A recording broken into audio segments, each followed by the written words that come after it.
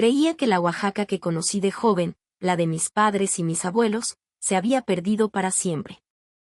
Que nunca más volvería a caminar por sus calles sin sentirme un extraño en mi propia tierra.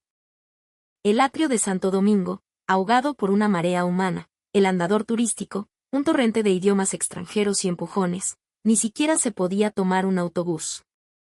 Los turistas, en oleadas incesantes, habían convertido el corazón de la verde Antequera en un parque temático sin alma.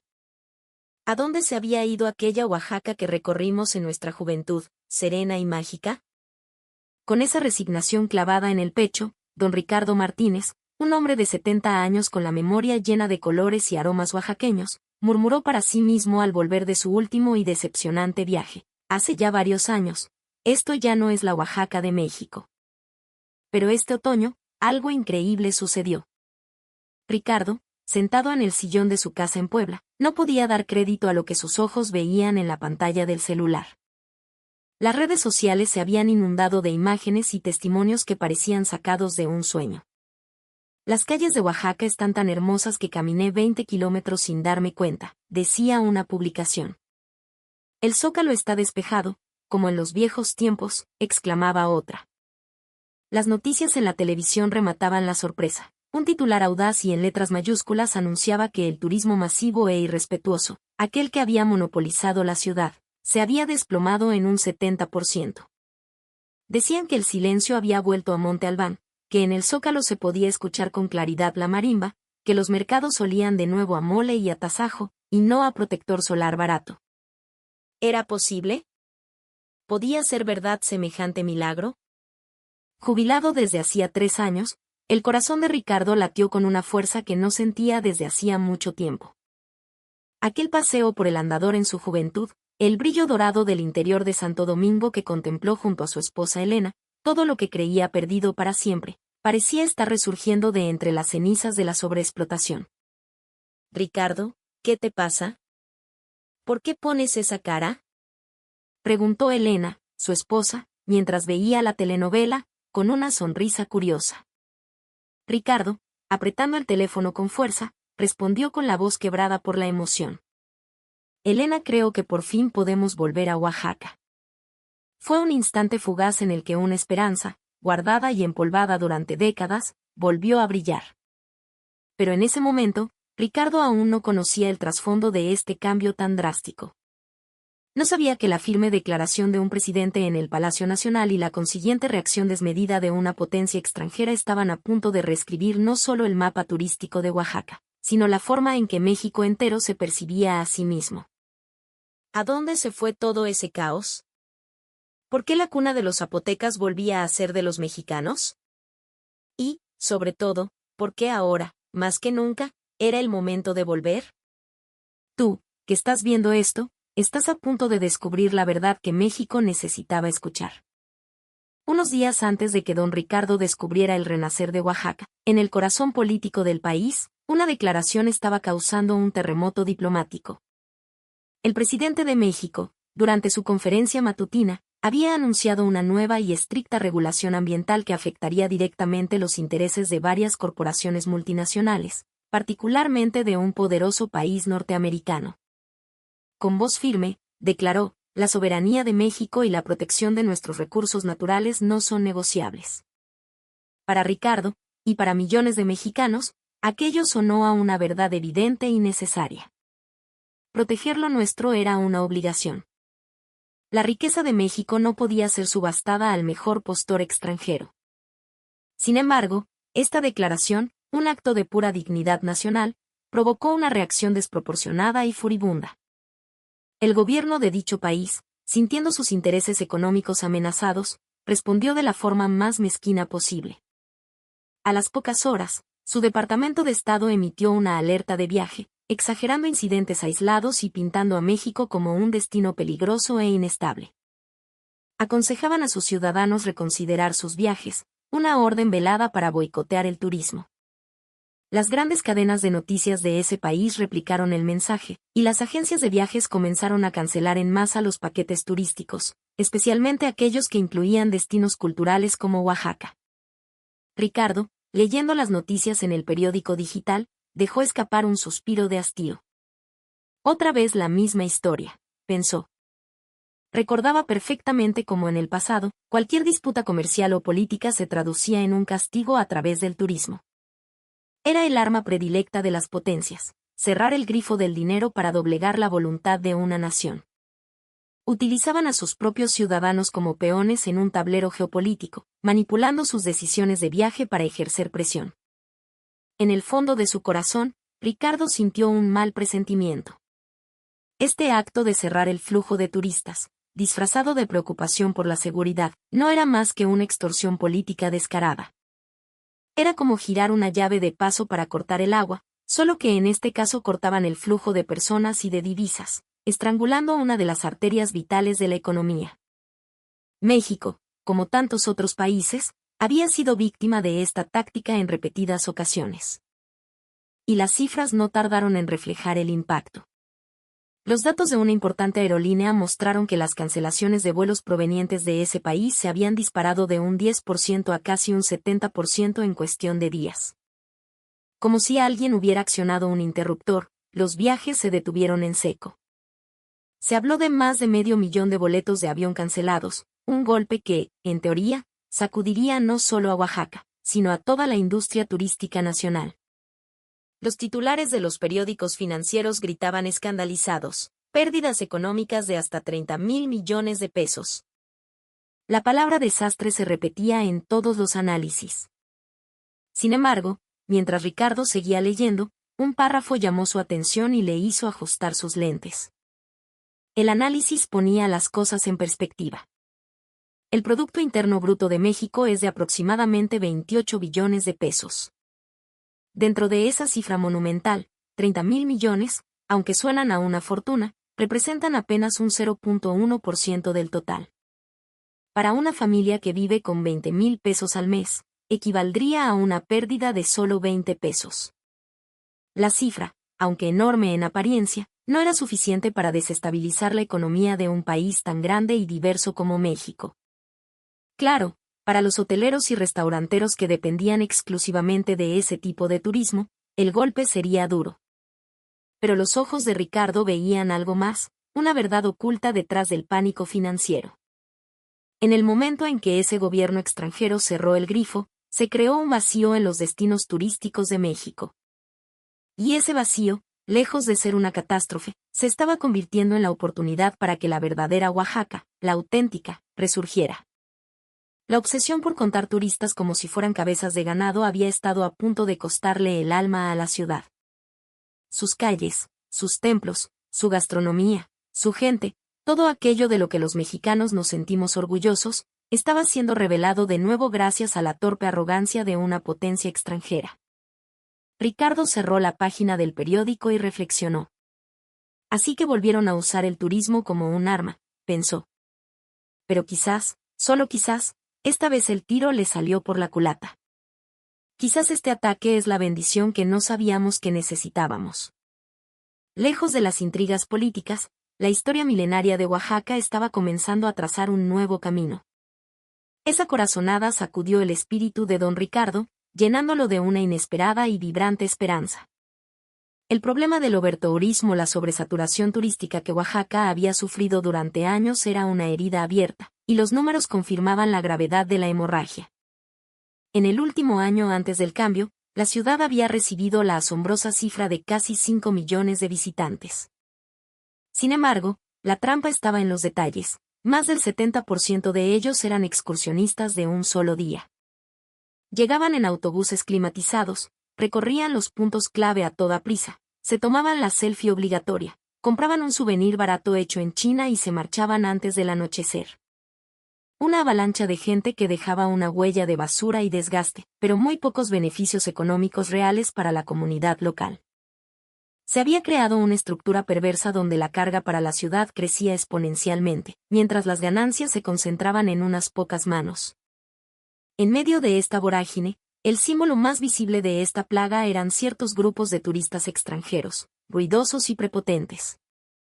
Por supuesto, no todos eran así, pero las grandes hordas organizadas habían alterado la esencia misma de Oaxaca. El grito de sus guías con megáfonos resonaba en el sagrado silencio de Monte Albán. caminaban en formación, ocupando todo el ancho de las estrechas calles del centro, obligando a los locales a hacerse a un lado, encogidos de hombros. El estruendo de sus maletas con ruedas sobre el adoquín histórico era un ruido infernal que borraba cualquier atisbo de magia. Era común verlos saltarse las filas de mexicanos que esperaban pacientemente para tomar una foto, gritando con arrogancia «muévanse, rápido», en su idioma. No era raro presenciar cómo cruzaban las cuerdas de las zonas prohibidas en los sitios arqueológicos para tomarse una pose ridícula, ante la mirada atónita y el suspiro de impotencia de los demás. Para una ciudad que había conservado su serenidad durante siglos, estos actos no eran simples faltas de educación, eran una profanación, una bofetada a la cultura misma. Frente a las casonas del centro histórico, la situación era aún más desoladora. Ricardo recordaba con amargura un día, durante su última visita, en que tuvo la suerte de ver a una mujer de la tercera edad vestida con un hermoso huipil tradicional. Por un instante, sintió que la verdadera Oaxaca le regalaba un momento de belleza. Pero su alegría duró poco. De la nada, un grupo de más de 10 turistas la rodeó como una jauría.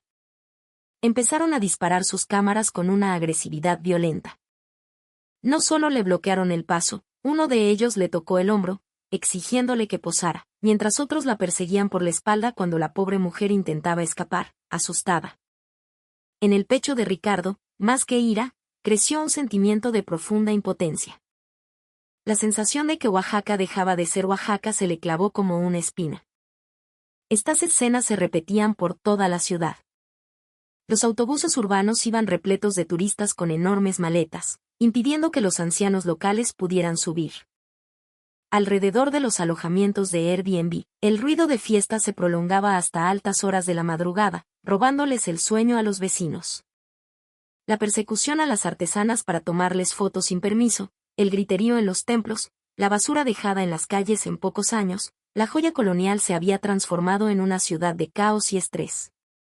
Esta situación no solo afectaba a los locales, sino también a los propios turistas mexicanos.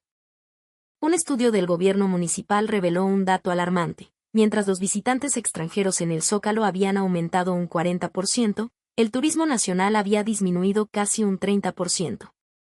Oaxaca se ha vuelto una ciudad para gringos. Ese era el comentario que se extendía como la pólvora en redes sociales y de boca en boca. Ricardo había sido testigo directo de esa decadencia.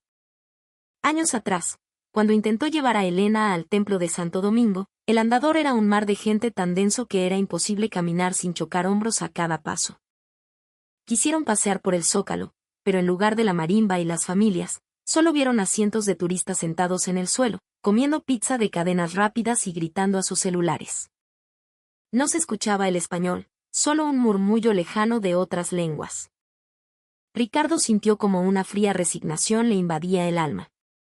Quizás la vieja Oaxaca no volvería jamás. Los turistas aumentaban, pero la ciudad se agotaba. Los mexicanos empezaban a evitarla, y los oaxaqueños veían como su calidad de vida era sacrificada en el altar del turismo masivo. La quietud y la elegancia que definían a Oaxaca parecían haberse ahogado en la ola de la moda. Pero ahora, irónicamente, ese silencio perdido estaba regresando, gracias a un berrinche diplomático. Y ese cambio estaba a punto de devolverle a Ricardo su ciudad, su historia y su orgullo. En ese momento, él aún no podía ni imaginarlo. Unos días después de que el gobierno extranjero anunciara su boicot turístico, en Oaxaca comenzó a manifestarse un cambio tan profundo como silencioso.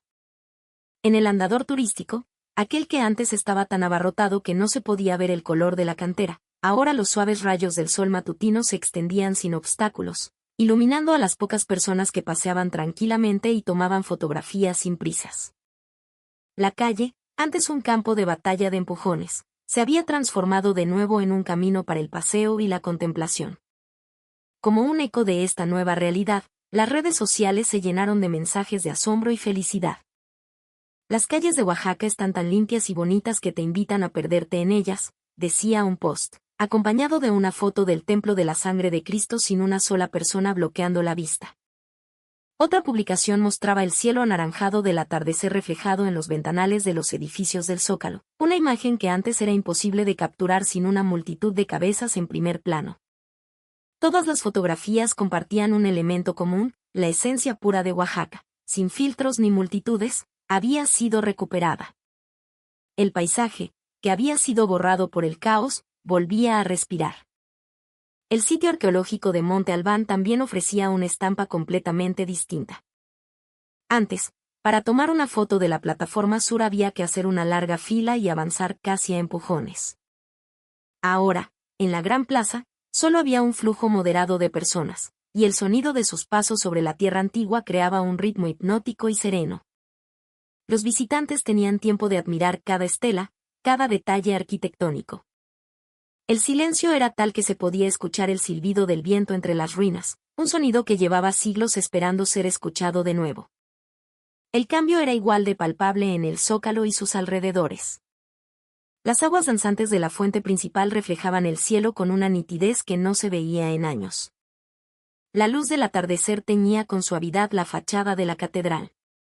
En los portales, el sonido de la marimba resonaba con una claridad cristalina, como si esperara el regreso de su verdadero público, las familias oaxaqueñas. El ambiente que definía a Oaxaca, ese que no necesita de la aprobación de nadie para existir, estaba intacto. En el barrio de Jalatlaco, el cambio era aún más espectacular. Antes, sus calles empedradas eran un escenario de gritos y sesiones de fotos interminables de influencers. Ahora, la quietud había regresado.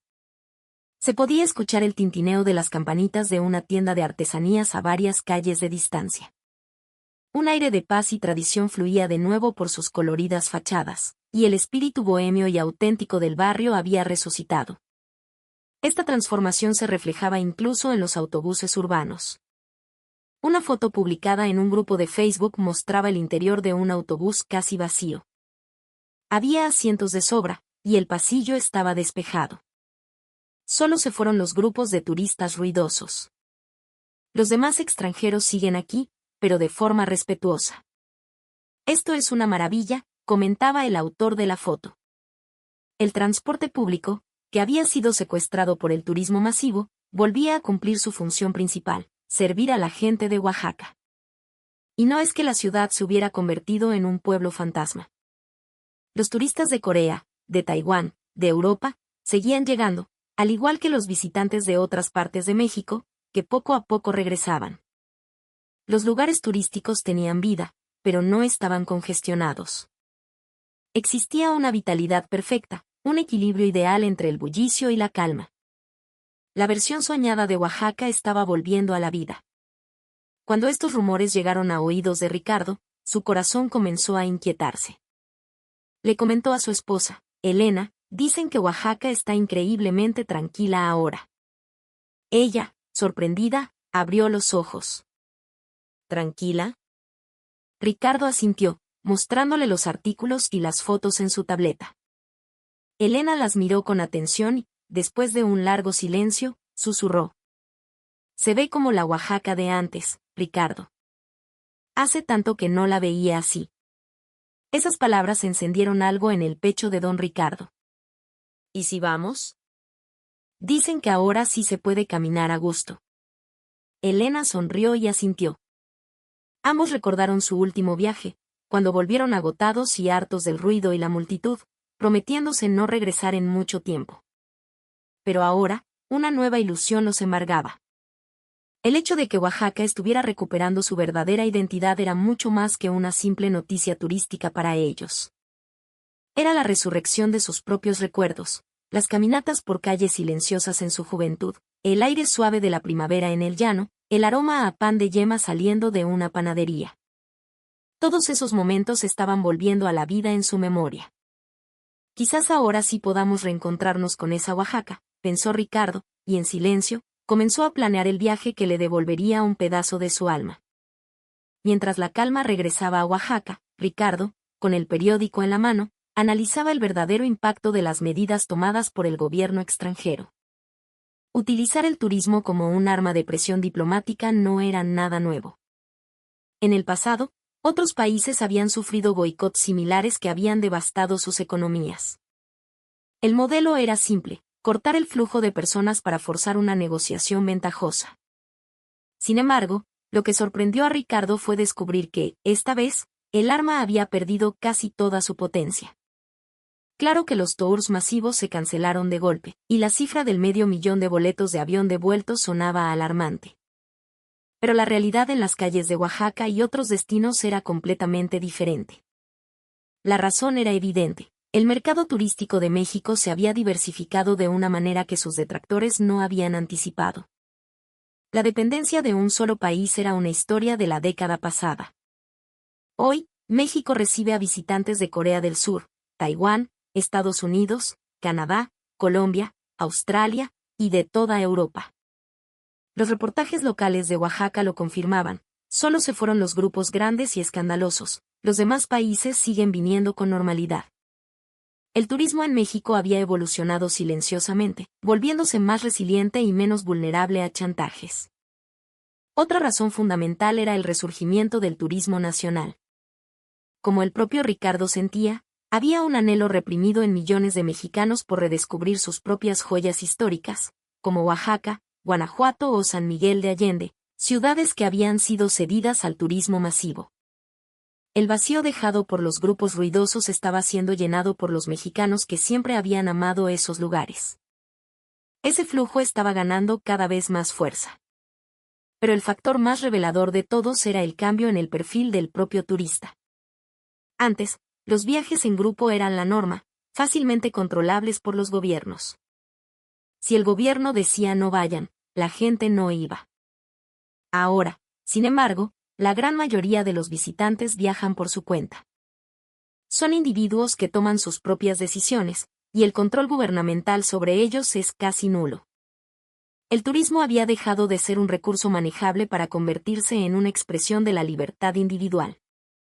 De hecho, en las redes sociales de ese país, a pesar de la alerta de viaje, abundaban comentarios como, México está increíble ahora. Hay menos gente y es más fácil moverse. Los vuelos están más baratos, ¡qué suerte! La ciudad está tranquila y me siento completamente seguro. Aunque el gobierno había cerrado el grifo, el agua seguía fluyendo por otras tuberías. Existía una masa de viajeros que tomaban sus decisiones basándose en su propio juicio, no en la propaganda política. La respuesta del gobierno mexicano también fue diferente a la de ocasiones anteriores.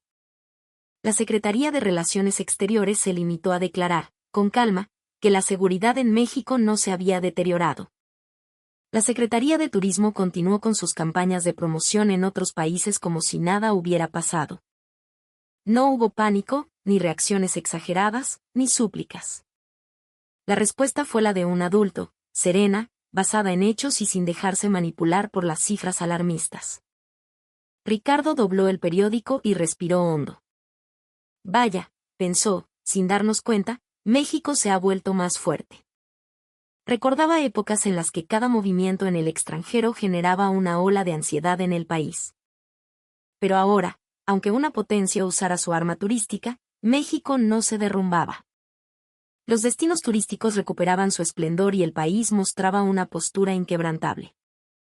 Este descubrimiento llenó a Ricardo de un orgullo sereno. ¿No será que es tiempo de que los mexicanos volvamos a creer en nosotros mismos?, se preguntó. Así como Oaxaca recuperaba su calma, sentía que México entero estaba empezando a recuperar su verdadera esencia. Ese fin de semana, Ricardo sacó del armario 2 maletas de viaje que no había usado en años. Elena, con una sonrisa que delataba su emoción, comenzó a empacar. «¿De verdad que vamos?», dijo, y en su voz había una alegría contagiosa.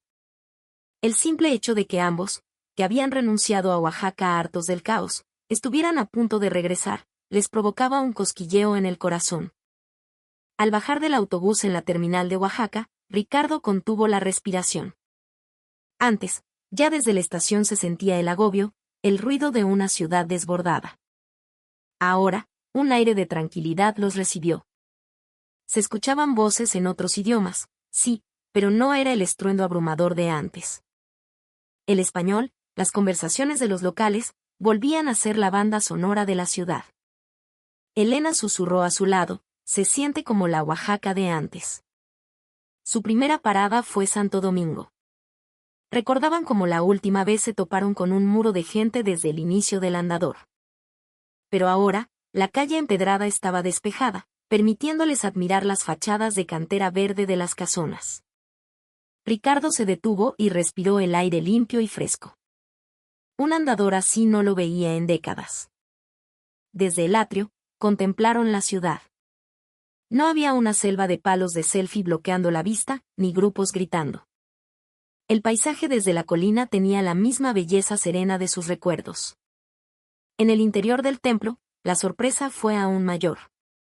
El brillo dorado de la capilla del Rosario parecía más intenso, más nítido.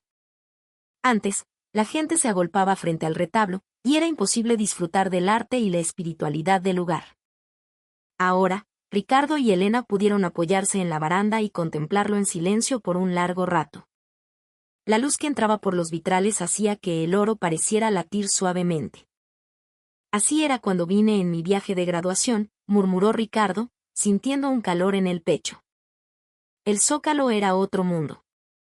Bajo sus frondosos laureles, el ritmo era pausado.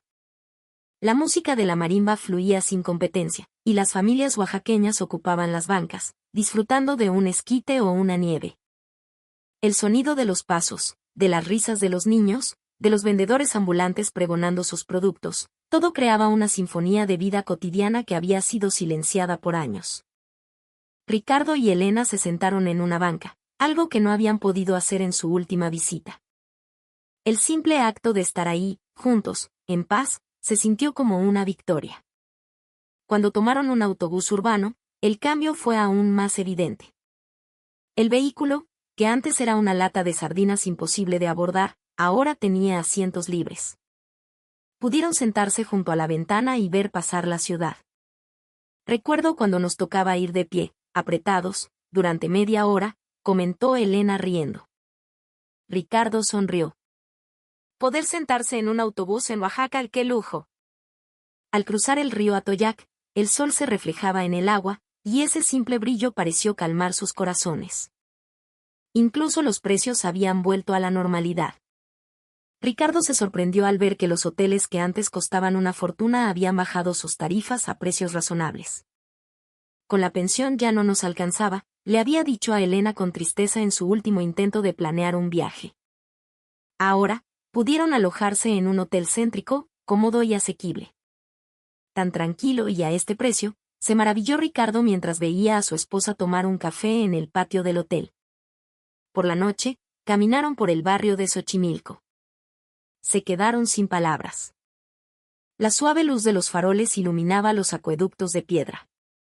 A lo lejos, se escuchaba el rasgueo de una guitarra. No había grupos ruidosos, solo el fluir lento y orgánico de la noche oaxaqueña. El aire olía a tierra mojada y a flores. Era la Oaxaca de su juventud, la Oaxaca que vivía en sus recuerdos. Se siente como la Oaxaca de los años 60, dijo Ricardo, con la voz cargada de emoción. Valió la pena volver, dijo él.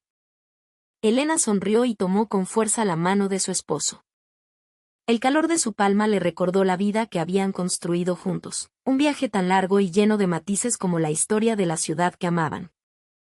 Un sin aglomeraciones, una Oaxaca que recuperó su silencio, un México donde su gente puede volver a disfrutar de su patrimonio. En ese preciso instante, Ricardo sintió con una certeza absoluta que ahora era el momento, el verdadero momento, para que los mexicanos caminaran de nuevo por Oaxaca. Ese día, mientras el sol se ocultaba tras las montañas, Ricardo y Elena paseaban por la orilla del río Atoyac. El aire de la tarde traía consigo la promesa de la primavera. El viento, aunque fresco, tenía un toque de calidez. En la ribera, unos jóvenes reían, y a lo lejos, otras parejas caminaban en silencio, como ellos. Esta escena, tan simple, tan oaxaqueña, no tenía nada de espectacular. Pero al contemplarla, el corazón se llenaba de una calidez inexplicable. Era la vida real, el pulso de una comunidad que respira al ritmo de sus tradiciones.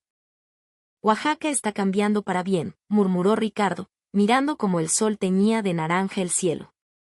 La era de creer que más turistas significaba más progreso estaba llegando a su fin.